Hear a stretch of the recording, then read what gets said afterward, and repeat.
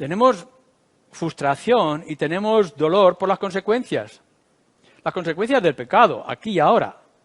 Es decir, cuando alguien está caminando sin el Señor y lejos del Señor, por supuesto va a tener problemas.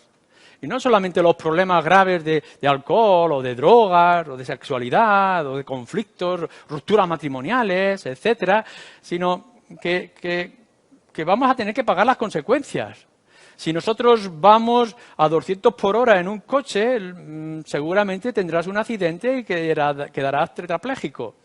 Y podemos ver que esto es la situación en que estamos viviendo constantemente a nuestro alrededor.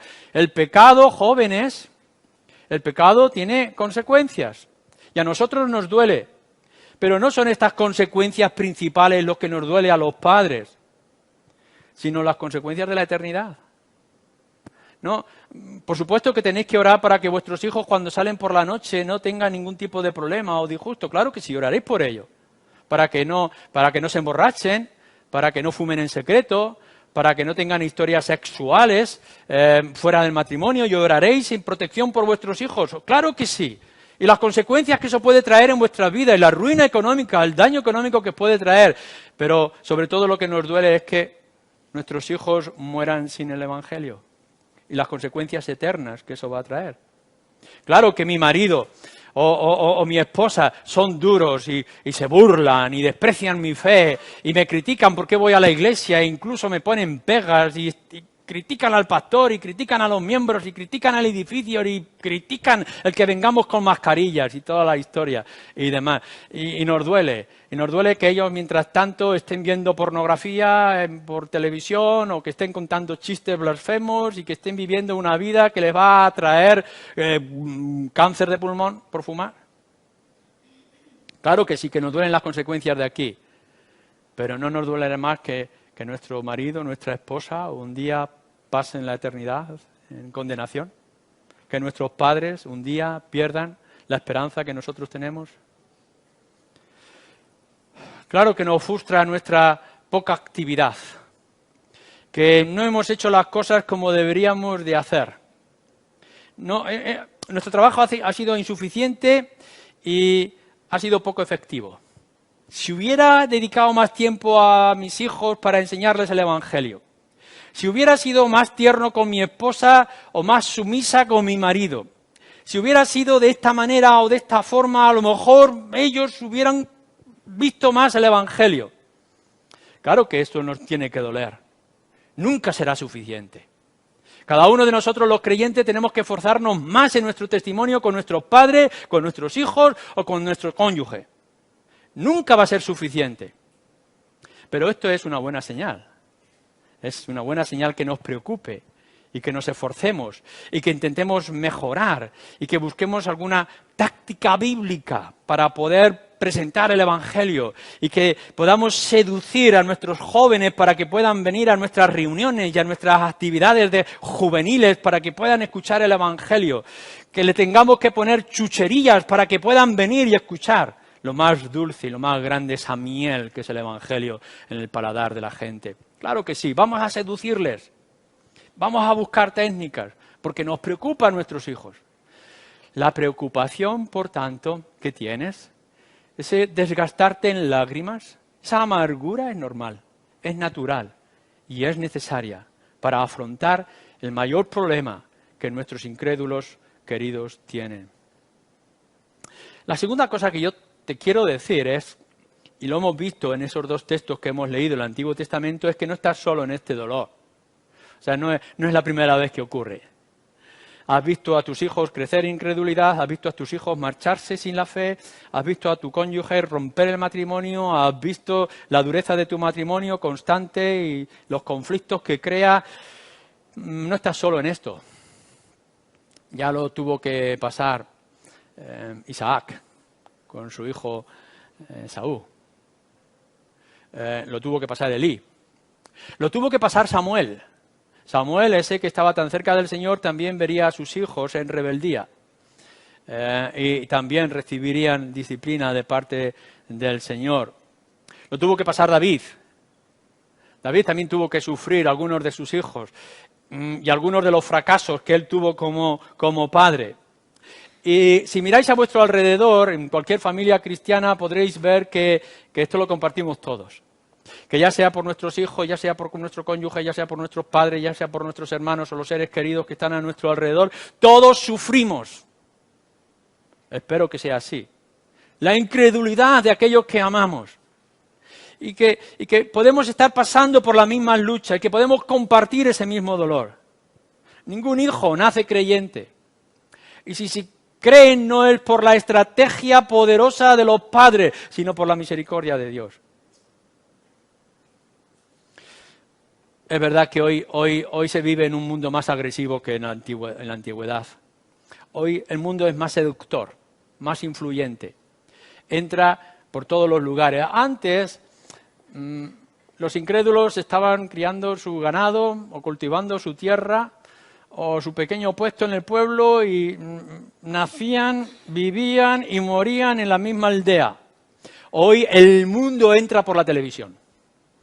Y nos descuidamos un poco y ya están nuestros hijos jóvenes entrando a través del móvil o de internet en lugares muy oscuros y muy terribles, de violencia y de sexo y de juegos de azar. Y temblamos. No tenemos que salir a la calle, no tenemos que ir a otra ciudad. Están entrando en nuestros hogares. Y cuando nos descuidamos, de pronto, no es que descubramos a nuestros hijos con revistas pornográficas debajo de la cama, sino que lo encontramos jugando con el móvil o en internet y sospechamos que está entrando en sitios muy oscuros. Ya lo decía el libro de Proverbios, la mujer que seduce al simplón del joven, cuando se pinta y se pone atractiva. Así es el mundo hoy, en todos los medios y en todas las circunstancias. No hay serie de televisión donde no os pongan una pareja o un personaje homosexual. O que hoy en día os digan que está muy bien y que es de valientes robar un banco. Y podemos ver que toda la ética de la sociedad está en contra de los principios cristianos.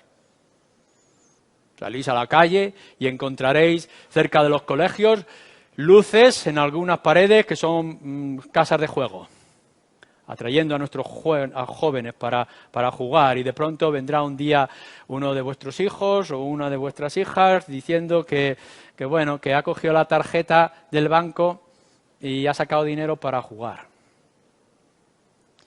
Está entrando hoy, la influencia es mucho más grande. Pero podemos aprender del pasado y podemos aprender de esos principios que se nos ponen en las Escrituras. Es importante y es crucial que nosotros enseñemos a nuestros jóvenes que lo bueno es bueno y lo malo es malo. Y que nos mantengamos firmes ante esa influencia del mundo que nos dice que lo bueno a lo mejor es malo y que lo malo seguramente será bueno.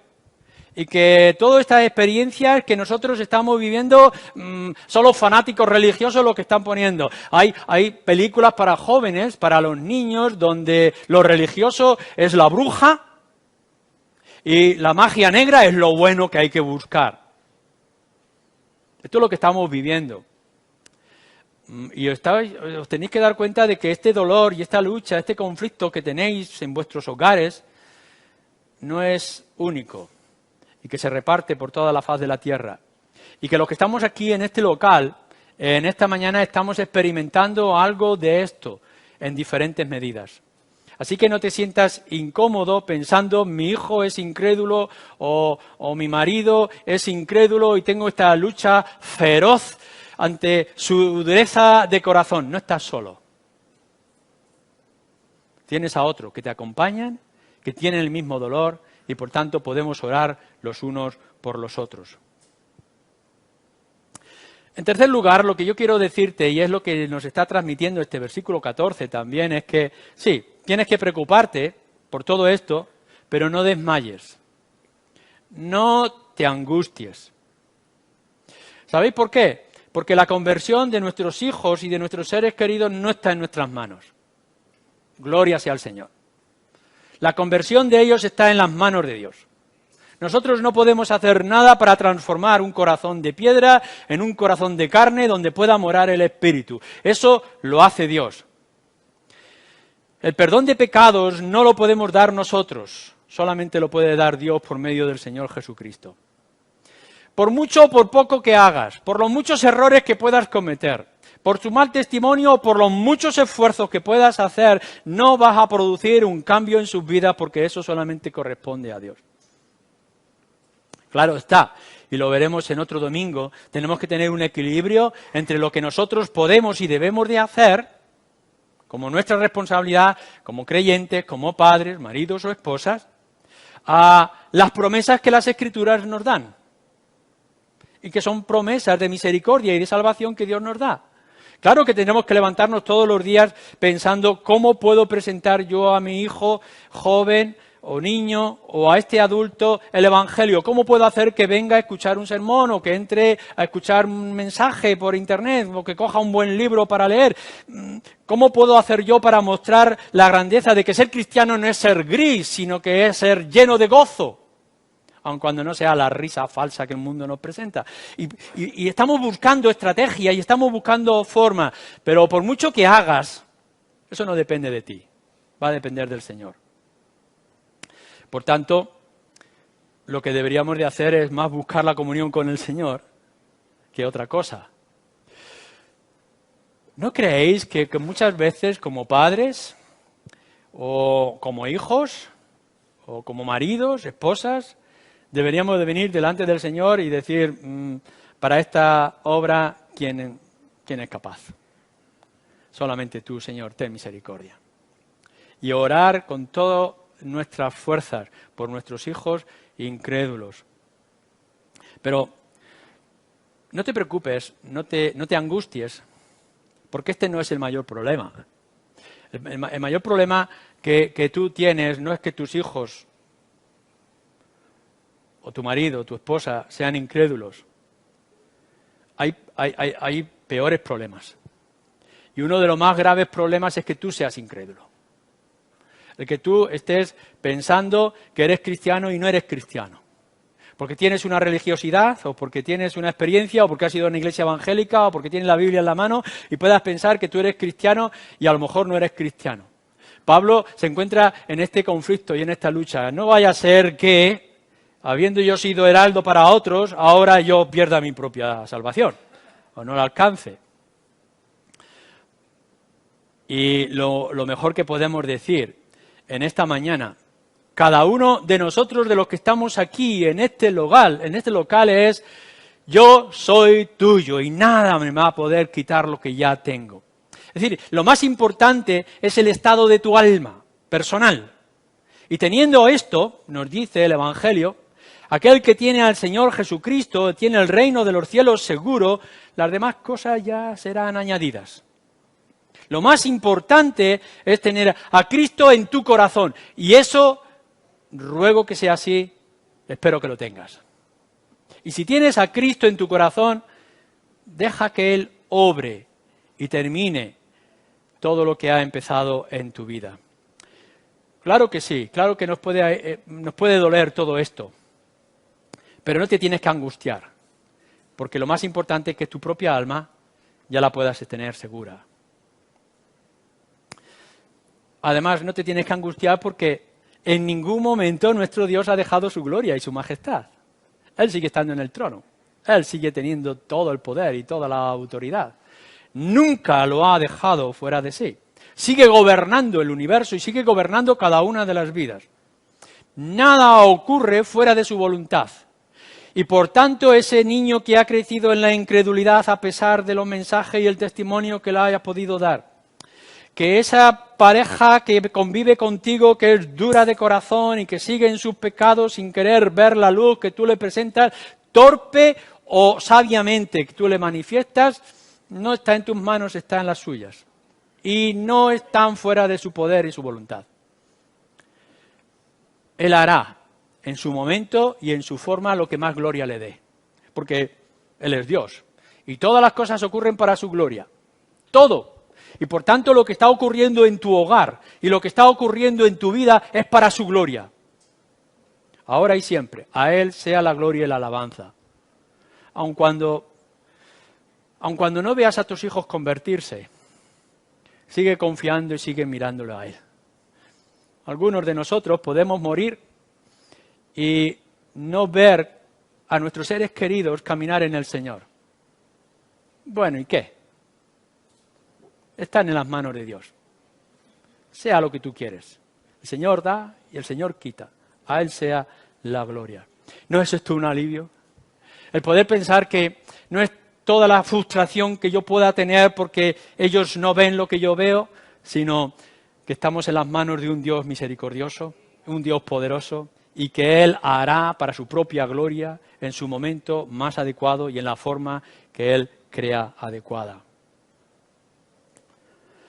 Hay un cuarto y última cosa que yo quisiera comentar, que es importante, y es que muchas veces confundimos en nuestros hogares con nuestros seres queridos incrédulos acerca de su estado y acerca de sus acciones. Mirad, ya hemos dicho antes, su mayor problema no es que ellos cometan algunos pecados, que sean pecadores, sino que son incrédulos. Es natural que hagan lo que es de naturaleza en su vida. Es decir, están en este mundo y actuarán en las cosas que están en este mundo. Pero a nosotros lo que nos interesa y lo que debemos buscar es la credulidad o la creencia, la fe. Lo que quiero decir es que un día vendrán vuestros hijos o vuestro ser querido diciendo que se ha emborrachado. Y tú dirás, no te tienes que emborrachar porque emborrachar es malo, etcétera. Claro que sí, que es malo. Y que es malo esa relación ilícita, sexual, y que es malo esas compañías que busca, y que es malo esas acciones que tiene, y que es malo desobedecer a las autoridades, etcétera, etcétera, etcétera. Pero el mayor mal es la incredulidad. De tal forma que si ellos llegan a creer, las demás cosas vendrán después. Que no nos tenemos que esforzar en corregir sus pasos, aun cuando lo hagamos, sino en buscar la fe en sus corazones. Porque a veces solemos ser más condescendientes o permisibles con ciertos pecados y no con otros. A veces somos más duros con unos pecados que con otros. Y pensamos que, por ejemplo, el pecado sexual es de lo más grave que pueda ocurrir, o el robo. Y claro que son terribles. Pero dejadme que os diga que la codicia es un pecado igual de grave delante de Dios. O el orgullo. Y estamos viendo que a lo mejor estamos enseñando a nuestros hijos esos pecados que nos parecen tan horribles, del sexo, de las películas pornográficas, y estamos dejando que nuestros hijos crezcan en el orgullo y en la codicia, en ser algo en este mundo.